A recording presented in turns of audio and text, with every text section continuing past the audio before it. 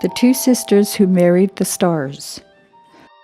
Long ago, lots of people, Dan Utlin, were staying together in a village. Two young women lived with their mother, Dene, there.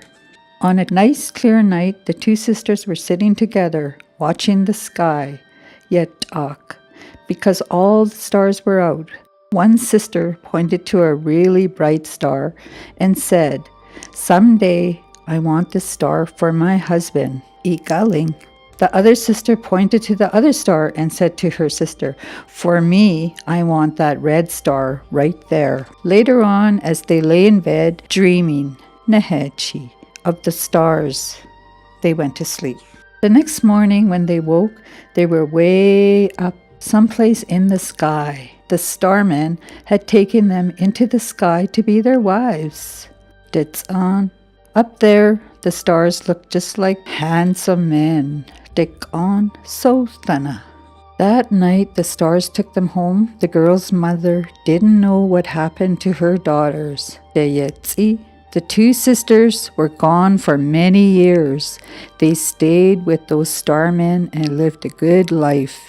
The stars were good men, great hunters, Sothan, Hlehetra, and good husbands. They treated those two girls well.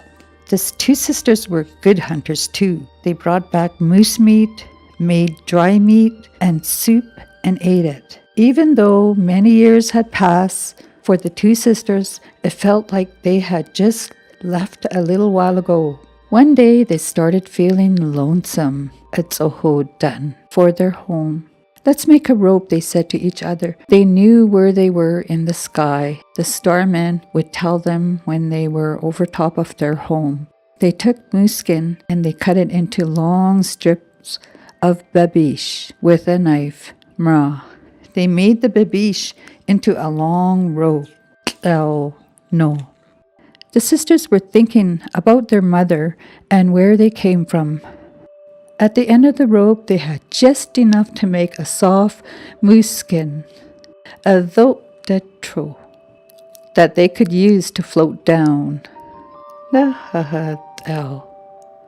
held on to each other and each end of the moose skin, and they floated down towards the light.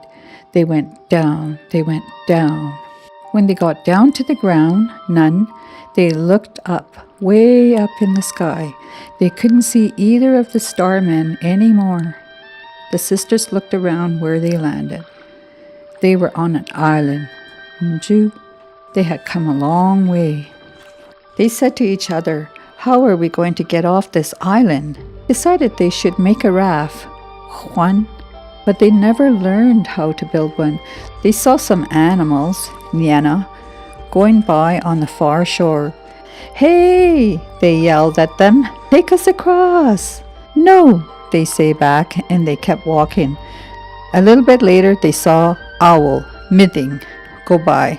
"Hey!" they said. "Take us across!" "Nope," Owl said. "No time." This time, they saw Wolverine, Naye. "Hey!" they yelled at him. "Please, can you take us across?" "Huh?" said Wolverine. "It sounds like a woman talking. What do you want?" "Ji, Yening Dan," the sisters replied. "We want to go across. Can you take us across to that side?" "What are you going to give me after I come get you?" So the girls, they talked together for a while. "Let's just pretend we'll marry him.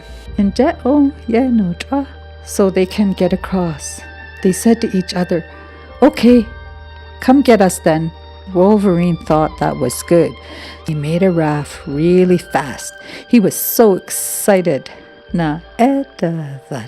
As soon as Wolverine got to the island, he said, "Let's just stay here." "No," they said, "we can't stay here. You have to get us on the other side first." So Wolverine loaded the sisters right up to go back across. The sisters knew they couldn't stay with him. They had come so far. One of those young women was a little bit of an Indian doctor. She thought hard about the south wind in her mind. "We need you now, south wind. We need your help. Just as soon as the raft landed, a loud sound like a thunderclap boomed all around them.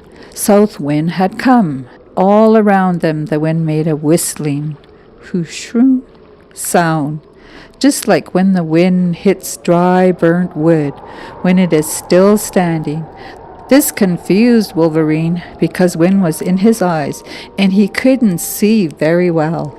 So those sisters, they jumped off the raft and ran for it. The south wind really started to help them then. He made sounds in the woods, like someone whistling, and Wolverine thought the sisters were whistling to him. He was running all over the place after the whistles.